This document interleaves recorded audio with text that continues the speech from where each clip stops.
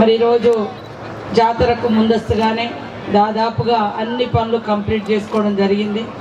మరి అత్యధికంగా బస్సులు కూడా ఈ ప్రాంతానికి పోయిన జాతర నుంచి ఉచిత బస్సులు ఉండడంతో మరి కాంగ్రెస్ గవర్నమెంట్ వచ్చినాక మహిళలకు ఉచిత బస్సు ప్రయాణం పెట్టిన తర్వాత బస్సులలో కూడా ఎక్కువ మంది మహిళా భక్తులు అనేది రావడం జరుగుతూ ఉంది. దాన్ని దృష్టిలో పెట్టుకొని గౌరవనీయులు ముఖ్యమంత్రి గారు మరి బస్సులను కూడా ఇక్కడ దాకా ఫ్రీగా ఇవ్వాలని ఫస్ట్ 2024లోనే మరి ఆలోచనతోటి మా మంత్రి గారు ప్రభాకర్ అన్న గారు అందజేయడం జరిగింది బస్సులు. ఈసారి కూడా అత్యధికంగా బస్సులను ఏర్పాటు చేసి వారు స్వయంగా వచ్చి ఈ ప్రాంగణాన్ని పరిశీలించడానికి వచ్చినందుకు వారికి ప్రత్యేకంగా ధన్యవాదాలు. అదేవిధంగా ములుగులో మరి ఇన్ని సంవత్సరాలైనా కనీసం మరి గ్రామ స్థాయి నుంచి మండల స్థాయి, జిల్లా, నియోజకవర్గ స్థాయి, జిల్లా స్థాయికి వచ్చినా కూడా బస్ స్టాండ్ పెద్దది లేక ఇబ్బంది పడుతుంటే అడగగానే మరి దాదాపుగా 5 కోట్లతో బస్ స్టాండ్ కూడా ఇచ్చినందుకు వారికి ప్రత్యేక ధన్యవాదాలు. మరి అదేవిధంగా బస్ డిపో కూడా 7 కోట్లతోటి ఏటూ నాగారంలో మరి అదైతే 30 సంవత్సరాల వివాదంగా ఉండే, అక్కడ ఇటు మా మాజీ మంత్రి అటొక మరి అధికారి అన్నట్టుగా ఇద్దరి మధ్య లీడర్ల మధ్య పంచాయతీ ఉండి 2 ప్రాంతాలు డివైడ్గా ఉంటే మరి చాలామంది సీతక్క ములుగులనే పెట్టుకుంటుంది బస్ డిపో అన్నారు. ఎందుకంటే నేను ములుగు ప్రాంతంలో పుట్టిన కాబట్టి. కానీ ఎక్కడ అవసరం ఉంటుందో అక్కడే పెట్టాలని ఏటూ నాగారంలో పెడితే ఈ మొత్తం అటవీ ప్రాంతానికి, అటు భద్రాచలానికి, అటు ఛత్తీస్గఢ్ కానీ ఇటు మొత్తం అందరికి ఉపయోగపడుతుంది. ములుగులోనే పెడితే బస్సులన్నీ ములుగు వరకే వచ్చి ఆగిపోతాయి. కానీ గోవింద్రాపేట, తాడుబాయి, ఏటూ నాగారం, కన్నాయగూడెం, మంగపేట, అటు వాజేడు, వెంకటాపురం, అటు భద్రాచలం ఇవన్నీ కూడా కవర్ కావాలంటే ఏటూ నాగారమే బెటర్ అని నేను చెప్పడంతో మా గౌరవనీయ మంత్రులు మరి మా పొన్నమన్న గారు అక్కడ ఏటూ నాగారానికే బస్ డిపో ఇచ్చినందుకు వారికి మరొకసారి ప్రత్యేక ధన్యవాదాలు. అదేవిధంగా ఇప్పటికే 2-3 మండలాల్లో మంగపేట కానీ మరి ములుగు కానీ మినీ బస్ స్టేషన్లు కూడా ఇవ్వడం జరిగింది.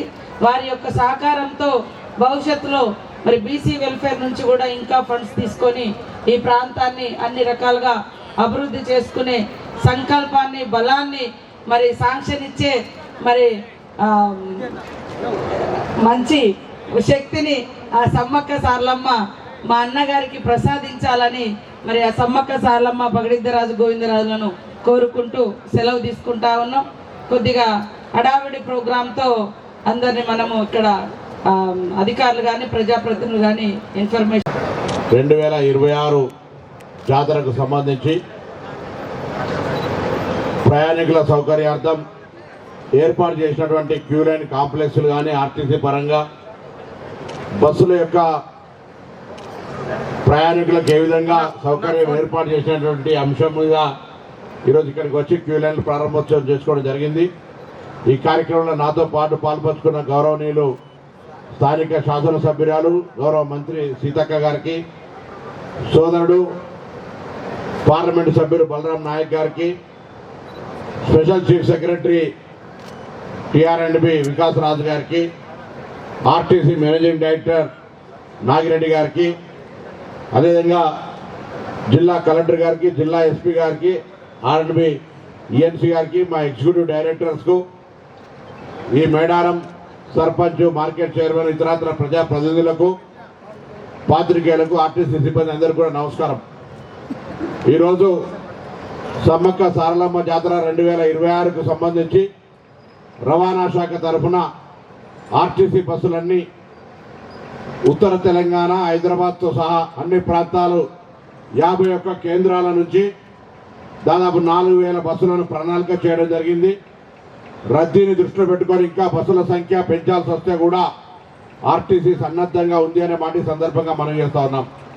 అదేవిధంగా యథావిధిగా తెలంగాణ ప్రజాపాలన ప్రభుత్వం ఏర్పడ్డ 48 గంటల్లో ఏ విధంగానైతే మహిళలకు ఉచితంగా బస్ ప్రయాణ సౌకర్యం కలుగజేసినామో జాతర సందర్భంగా తెలంగాణ వ్యాప్తంగా ఉన్నటువంటి అక్క చెల్లెలు మహిళలందరూ కూడా సమ్మక్క సారలమ్మ దర్శించుకోవడానికి కూడా ఉచితంగానే ప్రయాణం చేసేటువంటి సౌకర్యాన్ని యథావిధిగా కొనసాగిస్తున్నాం అనేటువంటి మాట కూడా ఈ సందర్భంగా మనవి చేస్తూ ఉన్నాం.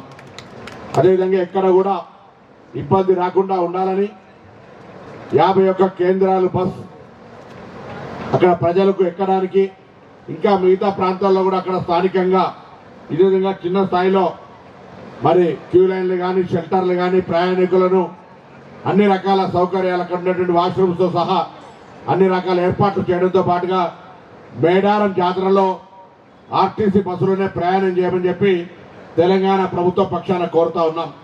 సొంత వాహనాలు వస్తే చాలా దూరం ఆగుతారు, నడవాలి, అనేక రకాల ఇబ్బందులు ఉన్నాయి. ఆర్టీసీ బస్సులో వస్తే గద్దెలకు దగ్గరగా బస్సుల్లో రావడానికి అవకాశం ఉంది. తప్పకుండా మీ సేఫ్టీకి సంబంధించి కూడా ఆర్టీసీలో చాలా యాక్సిడెంటల్ రేట్స్ చాలా తక్కువ, రక్షణ ఎక్కువ. కాబట్టి ఆర్టీసీ బస్సులను ఉపయోగించుకోవాలని సందర్భంగా కోరుతా ఉన్నాం. అదేవిధంగా జిల్లా కలెక్టర్ గారు, ఎస్పీ గారు ఈ సందర్భంగా కోరుతా ఉన్నాం. మా రవాణా శాఖ ఎప్పటికీ అప్రమత్తంగా ఉంటుంది, కానీ మెకానైజేషన్ సంబంధించి ఎక్కడైనా బస్సు ఏదైనా ఇబ్బంది అయి ఫెయిల్ అయితే దాని పట్ల మా వాళ్ళు కూడా చర్యలు మేము క్రేన్స్ కానీ అనేకమైనటువంటి మొబైల్ టీమ్స్ కూడా పెట్టుకొని వాటిని వెంటనే డిస్పోజ్ చేయడానికి ప్లాన్ చేస్తూ ఉన్నాం. But without district administration support అది చేయలేం. కాబట్టి తప్పకుండా ట్రాఫిక్ జామ్ కాకుండా ఉండాలంటే ఎక్కడైనా బస్సు ఫెయిల్ అయినా ఏదైనా ఇబ్బంది అయితే వెంటనే తగిన విధంగా చర్యలు తీసుకోవాలని సందర్భంగా నేను కోరుతా ఉన్నా. అదేవిధంగా పోలీస్ శాఖ పిల్లలు తప్పిపోకుండా ఈరోజు shelter and tracking monitoring system అని ఏర్పాటు చేసినారు. ఇది 11 బస్ స్టాండ్లల్లో పిల్లలు బస్సు ఎక్కేటప్పుడే దీని వాళ్ళ యొక్క పేరు, మొబైల్ నెంబర్ నమోదు చేసినట్టయితే పిల్లల చేయికి కడితే వాళ్ళు ఎక్కడైనా జాతరకు వచ్చినప్పుడు తప్పిపోతే వెంటనే ట్రాక్ చేసేటువంటి ఒక ఫెసిలిటీ కూడా ఈసారి పోలీస్ శాఖ, రవాణా శాఖకు సంబంధించిన అన్ని ఆర్టీసీ ప్రాంతాల్లో చేస్తా ఉన్నారు. ప్రజలు కూడా పిల్లల్ని జాతరకు తీసుకొని వచ్చేటప్పుడు తప్పకుండా ఈ ట్యాగ్ కట్టుకునేటువంటి ఒక ప్రయత్నం చేయమని చెప్పి సందర్భంగా విజ్ఞప్తి చేస్తున్నారు. ఎందుకంటే తప్పిపోరు, కానీ ఎక్కడైనా అటువంటి జరిగితే వాళ్ళని వెంటనే ఎక్కడ ఉన్నా కూడా దొరకబట్టుకునేటువంటి అవకాశం ఉంటుంది. కాబట్టి ఈ యొక్క ట్రాక్ పిల్లల జాతరకు తీసుకొచ్చే ప్రతి తల్లిదండ్రి మీకు అందుబాటులో ఉన్న పోలీసుని కానీ ఆర్టీసీని కానీ